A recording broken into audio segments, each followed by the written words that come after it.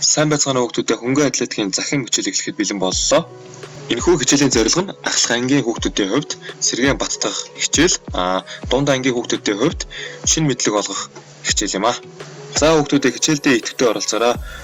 Хөнгөн атлетикийн үүсэл хөгжил манай эртний өмнөх 776 онд эртний грек улсад явагдсан Олимпийн анхны тоглолтод 192 м 27 см буюу 100 ярдын гүйлт орсноор хөнгөн атлетик нь анх түүхийн уудснаар тэмдэглэгдэн үлдсэн байт юм байна.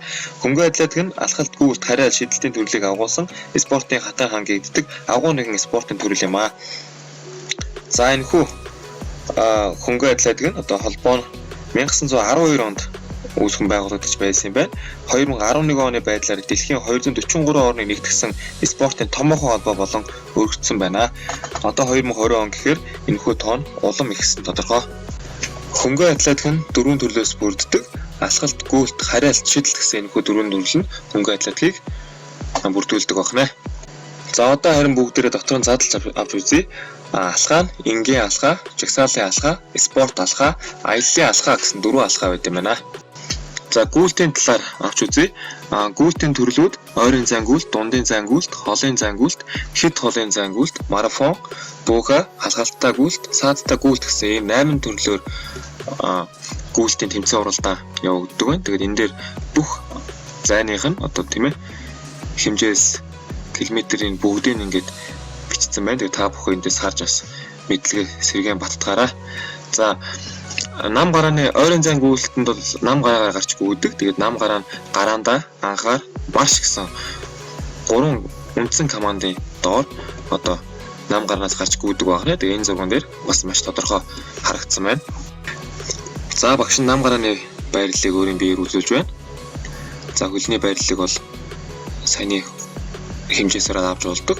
За хоёр гарын хоорондох зай бол мөрний хэмжээнээс бага зэргийн том зайтай байна. Хоёр хөлний хооронд атгсан гарын хэмжээний бас зай байдаг.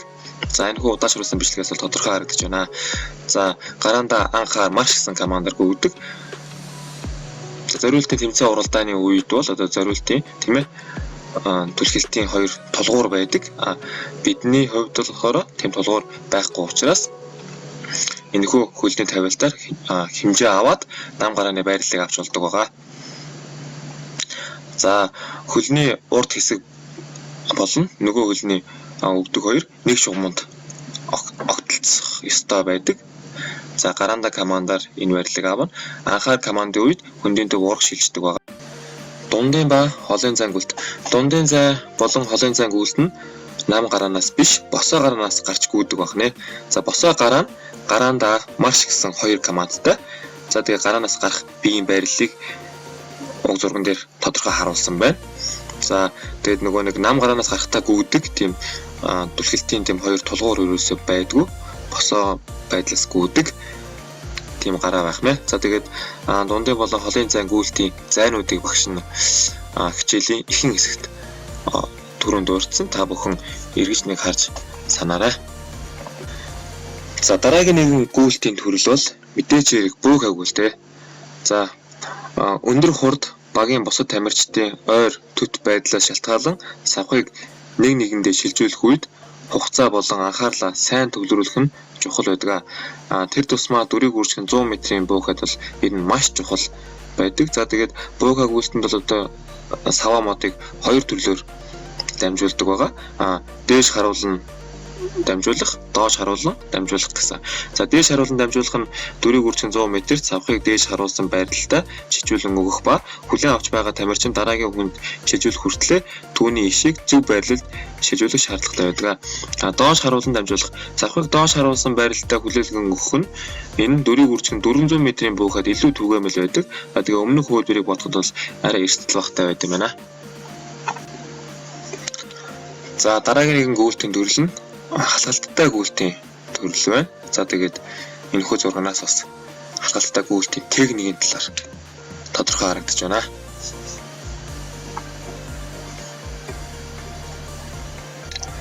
Хасгалттай гүйлт.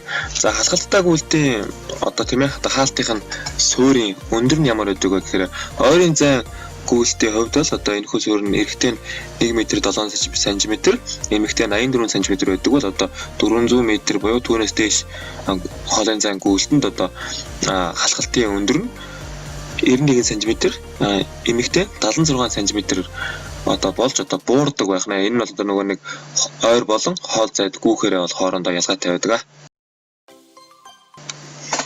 Саадтай гүйлт. Ихэвчлэн 3000 м-ийн зайн саадтай гүйлтэнд 35 хариалт багтах ба үүний 7 нь усан дээгүүр гардаг юм байна. Зам дээр голдуу 4 саад байрлуулах ба 5 дахь нь усан дээгүүр хариалт болно. Цохих, шүргэх зэрэгт саад унахгүй бөгөөд 78 м-т байрладаг байна. Эхний хагас тойрогоос эхлэн тамирчид харайж эхэлдэг. Хариалтыг цэвэр үсэрч давах эсвэл дээр нь гიშгэн буудаг. За энэ хүү зурган дээр бол одоо тухайн халхалтын бас тийм ээ саадын хэмжээсүүд бол тодорхой байна. За багш та бүхэнд гүйлтийн сонгомол дасгалуудыг биеэр үзүүлж байна. Эхний дасгал бол өвдөг өндөр гүөх.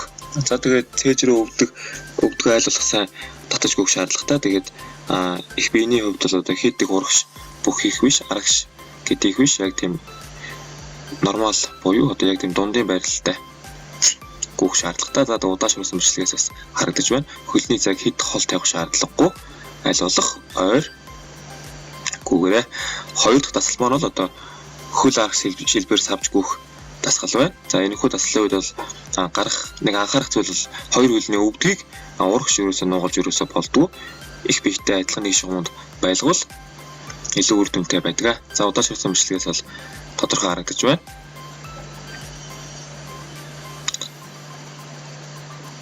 За 3 дахь дасгал маань хөлөөс үлд гүөх. За энэ хүү гүйлтийг хийхдээ айлуулах хоёр хөлнөөс урагш хүчтэй сайн төсгөж өгөөрөө. Тэгээд хоёр хөлөө өвдгийг цээж рүүгээ сайн татаж өгөхийг анхаараарай. 4 дахь дасгал бол хөл урагш жийж гүөх дасгал байна. За энэ хүү дасгалыг гүйцэтгэх үед хөлийн бас подийн буюу төв хэсэг, хоншоор хэсэг бас урагш адилхан бас жийж өгөх шаардлагатай байдаг. За хөлний өвдгөний үеийн хэсгээр бас шулуун хөл урагш жийж гүгээрэй. Та бүхэн биеийн тамирын хичээл дээр бол энэ хүү дасгалуудыг тогтмол хийдэг. За гүйлтийн төрлийг үзэж дуслаа. Одоо харин хариалтын төрөл рүү орцгоё. За хариалтын дотор нь байрнаас урт, уртад харайх, өндрийн хариалт, тулгууртай, гурвын хариалт гэж 5 ангилдаг байна. За ихэнх хариалтын үед бол ийм гарааны тавцан байдаг. За тэгээд энэ хүү түлхэлд авах тавцангийн урд талын зургас дээр хөлийн мөр гарсан тохиолдолд тухайн хариалтыг хүчингүй тооцдог байна.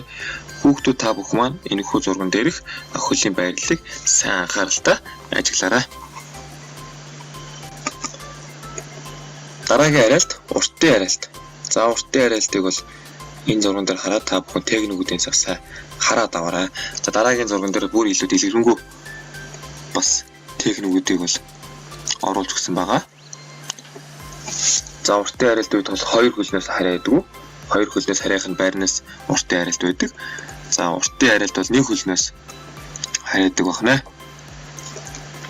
За энэ гурван төрлийн юм техникийг харуулсан зураг байна хүүхдүүдээ. Сайн тогтож үзээрэй. Дараагийн хариалт нь өндрийн хариалт байна. За хайж царайх, урагш унаж харайх тийм ээ одоо постберигийн техник буюу нуруугаараа хотоогоод унаж харайх гэсэн бас төрөлтэй байдаг. За энэ хүү өндрийн хариалт нь одоо дэлхийн аварга олимпийн тэмцээн уралдаанд маш өгнөр тамирчид оролцдог тэм төрөл байгаа. За бид нар бол заа талбайдаа аюулгүй байдлаа хангаж матрас байрлуулна. За тэгээд ус татаад дээгүүр нь бас төхүүлсэн хариалтуудыг бол гүйцэтгэж болно. Дараагийн хариалт тулгууртай хариалт. Тулгууртай хариалт нь бол одоо манай сургуулийн нөхцөл тийм ээ. Ерөнхийдөө Монголын сургуулиудын нөхцөл бол хийж гүйцэтгэх боломжгүй хариалтын төрөл байгаа. Тэгээд тэмцээн уралдаад мэргэжлийн тамирчид гүйцэтгэх тэм төрөл байгаа. За энд бол хариалтын үе шатуудыг бол тодорхой харуулсан байна. Сайн тогтож үзээрэй. Гурван хариалт. За гурван хариалт нь одоо яг энэ зурган дээр харагдаж байгаа дээдлийнх нь зураг бол одоо тийм ээ ихний гүйлтийн хэсэг, хоёр дахь зураг нь бол одоо ингээд яг хариж байгаа тийм хэсгийнхэн зураг байна. Тэгээд хөөрөх давцан руу хөөрөхдөө тамирчин хөөргсөн хөлөө урагшин түлхэж дундын агаарт нэг алхам авдаг. За алхах. Тамирчин газарт буухдаа түлхэлд авсан хөлөөрөө буугаад нөгөө хөлөөрөө аль болох урагш татдаг байна. За тэгээд харилцагын хэсэг, төгсгөлийн хэсэг, үсрэлтийн газарталтай хэсэг гэсэн төрөлтэй байна. За харилцагын төрөл дууслаа. Одоо харин энэ шидэлтийн төрөл эхэлж байна. За тэгээд шидэлт нь дотроо дараах байдлаар ангиллагддаг. За тэгээд эрэгтэй эмэгтэй одоо жим болон тийм ээ одоо килограмм нь бүгд ингээд тодорхой энэ бичигдсэн байгаа. Та бүхэн бичлэгээ зогсоогоод энэхүү мэдээллийг бас сайн тогтож уншаарай. Зээрэнцэг шидэлт. Зээрэнцэг шидэлтийн техникийг энэхүү зурган дээр тодорхой харуулсан байна. За мэдээч хэрэг 1-р урьдчилсан савлт, 2-р тойрог дэргэх, 3-р шидэх, 4-р шидэлтийн дараа гэсэн 4 үе шатыг бол дамжиж зээрэнцэг шидэлтийг гүйцэтгэдэг байна. Бөөрөнцөг түлхэлт.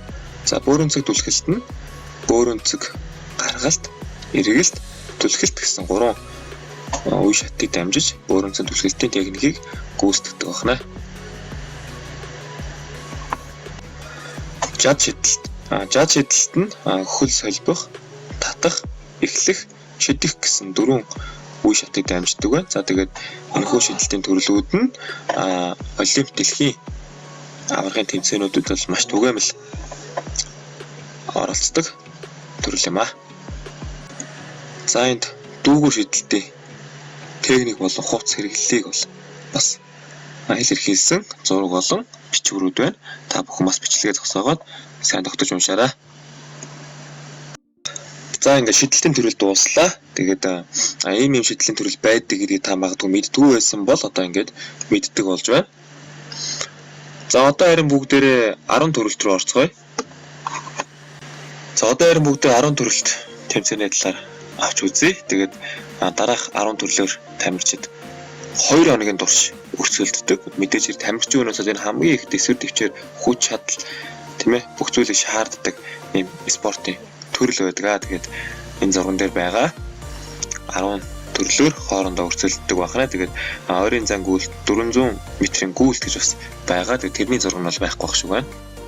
За 10 төрөлт бол дан эрэгтэйчүүд бол өрсөлддөг, харин 7 төрөлдөд эмэгтэйчүүд өрсөлддөг. За 10 төрөлтөөс 3 төрөл нь хасагдаад дараах 7 төрлөөр эмэгтэйчүүд хоорондоо өрсөлддөг байна. 100 м-ийн хасгалттай гүйлт, өндрийн харилт, бөөрөнцөг түлхэлт, 200 м-ийн гүйлт, уртын харилт, жад шидэлт, 800 м-ийн гүйлт гэсэн 7 төрлөөр хоорондоо өрсөлддөг. За энэхүү зурган дээрээс та бүхэн маш гоё ойлголтуудыг олж авах боломжтой. За дэлхийн аварга болон тийм ээ одоо Азийн аварга, Олимпийн наадмын үед бол юм хөнгөн атлетикийн тэмцээн нэг юм том стадионд буюу зааланд болж байдаг. Тэгээд нэгэн зэрэг олон төрөлт тэмцээнүүд нь болдгоороо их онцлог давуу талтай байдаг.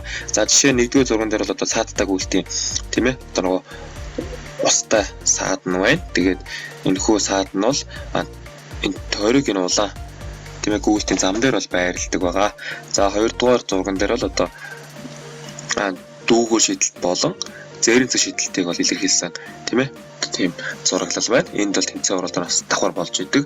3-р зурган дээр байрнаас уртын харилт болон 3-ын харилтын үед одоо хэрэглэгддэг юм талбай нь байна. Одоо энд бол тэмцээн уралдаан бол болж идэг гэсэн үг. 4-р зурган дээр тулгууртай харилтын илэрхийлсэн тийм ээ зураг нь байна.